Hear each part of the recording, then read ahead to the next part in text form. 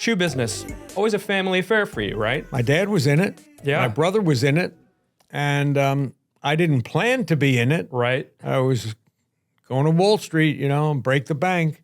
But circumstances sometimes change your direction. Were you involved at all growing up, like going into just, see dad at work or any of that? Nothing. No, not until, I guess, after college, because I decided I wanted to be in the shoe business. So I did work for my brother for a while and then went out sort of on my own with some backers. Okay, so until then you were doing your own thing, but I was at the Wharton School studying finance and ready to go to Goldman Sachs and that kind of world. Were you always into drawing and designing? Was that That was a hobby. Mm-hmm. It was not going to be a career. Picasso, I was not. But I loved doing it, and I continued to do it, and I ended up working at my hobby. That's cool. That is very cool. That's the dream. That should be everybody's goal. Right. Was it for you more about like the art, like you liked doing all kinds of different things, or was it the design and you want to create something?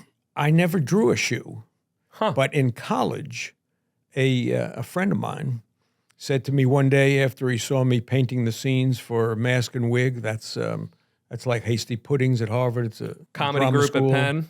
Drama class. I actually, short story, I auditioned for Mask and Wig when I was at Penn as an undergrad. Okay, then you know what I'm talking about. And I got in, but I ended up not doing it because I did an a cappella group instead. And I've been told I'm known as the one who got away. That's good. Yeah. All right, keep going. Yeah, so he said, you draw. Why don't you draw some shoes? I said, well, why do I want to do that? He said, well, my dad has a factory in Brooklyn, and he's a great shoemaker. He buys his designs outside, freelance, we call it. Mm-hmm. I said, hey, I don't know. Bring me his catalog. I'll look at it, see what he makes, and maybe I can make some sketches for him. So I did. Drew 20 sketches. All women's shoes? He only made lady shoes. Okay. I brought him to his house over a holiday Sunday. With my friend was there, of course, with his dad. And laid them out, like you would a deck of cards, maybe. I fanned them out, yeah. And he pulled one from the middle. He looked at it. He said to me, I make medium price shoes. So once in a while, I will copy a high price shoe, but I must know whose shoe it was. So who'd you copy this from? I smell that as a challenge, I didn't copy it, so it was not a take back. And I said, gee, I didn't, sir. I drew this as I thought would be something that looks like what you sell now, but with a new twist. And he put it up to the chandelier, looked at it again, and there was an outline, because when I started, I drew the outline, and then I filled in what I thought would be a cute design.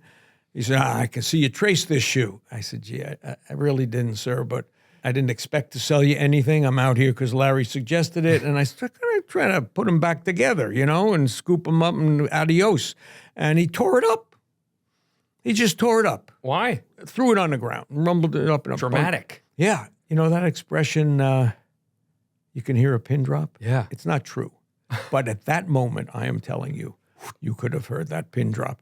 I looked at my friend. He looked at me. What the hell is it? And he just let us sweat for about 15 seconds. And he picked another one up. Well, I'm thinking, oh my God, what's he gonna? And he said to me, did you draw this one also? I said, yes, I did, sir. He gave me a lesson I used my entire career. He took my sketch and he flipped it over, put it on the table, gave me a pencil. Draw it for me again. So he had flipped it to the blank side. Right. And I went, I did because I had drawn it. I picked it up, looked at the original, and said, I'll give you $20 a sketch. What's the lesson in that? The lesson is when I have interviewed designers who show me these beautiful portfolios, I say, show me one of your favorite shoes. And she flips to something, points to it, close the book, and on another chair I have a piece of paper. Draw me your favorite shoe again. I love that. And this is the truth. Of about 15 interviews, only 6 could redraw the shoe. Come on. Now, I don't mind if someone uses a stylist to draw their idea. That's creativity. Yeah, that's but fair. when they present it as theirs, And I will tell you something else. Yeah. It still ticks me off. He didn't pay me for the one he tore up. Yeah, 'Cause hello. He wheeled off 19 $20 bills, $380. I sold him about $3,000 worth of sketches that senior year. My tuition for anyone who's listening that's at college now, Yeah. was $1,740 at the Wharton School. Wow. And now Times now have it's changed. 85,000. So I never told my dad I was the king of the campus. I was bringing in rock groups for parties. I had so much cash coming in. Wow. It was great, but I loved it. And I thought, wow, you can make money. It was an hour and a half work for $380. Today would be $2,000 maybe. And you didn't feel exploited at all that he's about to take these designs and run? You're not sell getting a them. royalty? You sell them. I was no established designer. There are designers who maybe get a fee per pair. I was happy to sell the sketches. Right. But what sold me on entering this industry and giving up Wall Street, that summer on Fifth Avenue, you probably know where Bergdorf Goodman is. Of course. Across the street right now is Bulgari. Okay. It used to be the I. Miller shoe store, the best, highest grade shoe store in New York City. And I'm walking down Fifth Avenue and I see a shoe that looks like something, wow, big bow pump with fluffy snake and leather bow. I pushed my nose up against the window to see the label in the shoe. It was the name of the company I sold my sketches to. He made that shoe and he sold it to the best store in New York. I went in and asked about it. They told me they had just placed a reorder. That's validation right there. I canceled Wall Street and found a shoe job to learn the trade, and that's where it started. When you say found a shoe job, did you go with your family or you went and did something else? No, I knew that I wanted to make a luxury shoe, quality shoe. I did what a kid would do if he wants to go to college. I researched different companies, and I found one that was making the best shoe for its price in America. I said, that's the kind of company I want to work for. I'll learn a lot from them because they're doing what I hope to do in 5 years. Mm-hmm. And I went to work for them. That's awesome. And I believe I've read something you said to the effect of, don't start your own company right away. You know what I learned in those 5 years? Yeah. I mean, when it wasn't your money on the line. And all the mistakes we made that Right. didn't cost me, but I learned from them. Yeah. And the customers I met and the tanneries I met for the leather and the accessory manufacturers. Right. I even took 3 people with me when I started. 3 people that I had worked with now for 4 years already, 4 to 5 years. You can't find that quickly. It can take you 10 years to find 3 great people. 1986, you start Stuart Weitzman. Yeah. Bold move. You're putting your name on it. This is my thing. I'm ready to go. It wasn't bold. As I said, I had people to join me. Mm-hmm. I had saved some money. I had been doing it well for them. So I just said, It's your time. My time. What happens that really jumpstarts Stuart Weitzman in its upward trajectory? I got lucky. It always takes a little bit of luck somewhere. Yeah, but if you don't buy the lottery ticket, can you win the lottery? Right. I bought the lottery ticket. I decided to take a risk, a big risk.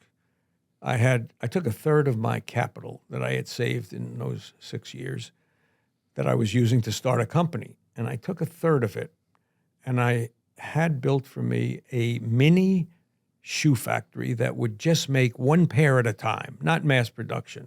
Okay. And I did that because I noticed on the red carpet in all those events, everyone had a custom-made dress, but the actresses were overlapping in their footwear. The stylist would go to a store, buy it to go with the dress, and they didn't pay attention if someone other stylist bought the same stuff. I thought, if I can do for footwear what Valentino and Armani are doing for dresses, maybe I found my niche. So I needed this factory to make one-of-a-kind shoes. And the first season, I called the stylist. I met at the previous job, which is where that benefit came in. Mm-hmm. And I said, I'm going to be doing this. If you ever get a client, think of me. She said, I just signed up Aretha Franklin. Oh, yeah, I heard of her. Oh, yeah. I said, whoa. I said, I'd love to show her some designs to go with her outfit. So she sent me a sketch of the dress. I sent her 4 sketches. They picked one. I made the shoe, and she decided she's going to wear it to the Grammys. I said, they're not going to ask her about her shoes on the red carpet. They never do. Whose jewelry? Who did your hair? Mm-hmm. Of course, the dress. Forget it. Shoes are hidden under the dress, or they don't want to pay attention. I said, so as a favor, since I'm making you this custom shoe, ask her to say, after they ask about the dress and before they move on, oh, and by the way, Stuart Weitzman, how about that? She said, well, I don't know. She's up for the Grammy. She's got a lot to worry about, but I'll mention it to her. The award comes the ceremony's on, and she wins. She wins. I didn't know she's going to win. Right. She's in front of 30 million people. She's got the trophy in her hand, and she takes off her shoes and holds them in the other hand like this with the label facing out. And she said, after she thanked her writer, her mother, you know what they do, right? Yeah. And she says, and I also want to thank Stuart Weitzman for making me these beautiful and oh so comfortable shoes. 30 million people. Within a month. Put a price on that kind of advertising. Within a month, there wasn't a stylist in Hollywood that didn't call me. And before I'm selling shoes to the public, I am now the shoemaker to the stars. That's what launched my career. That is unbelievable. It was lucky, but I bought the ticket. Right. And once you have that crowd, that's it. It's giving credibility, not by advertising. Remember, these are their choices, which is different than buying an ad. This is even better. Of course, credibility for it.